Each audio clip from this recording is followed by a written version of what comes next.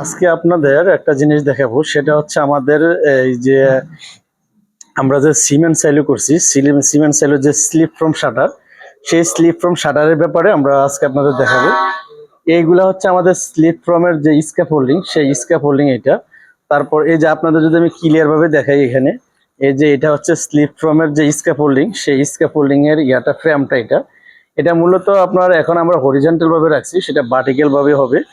এই slip from শাটারটা মূলত আমরা যেখানে আমাদের সাইলো করা হয়, রাউন্ড সাইলো সিমেন্টের জন্য, সেই সাইলোর জন্য দেখা যাচ্ছে যে আমাদের এই সাইলোর জন্য এই স্লিপ ফ্রম শাটারগুলো ব্যবহার করা হয়।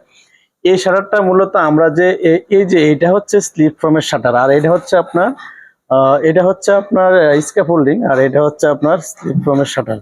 এই দুইটা সমন্বয়ে আমরা ভিতরে শাটারিং করে এটা টানা করে আপনার উপর উঠে যায়। এটা কিন্তু আর খোলাখুলি হয় না।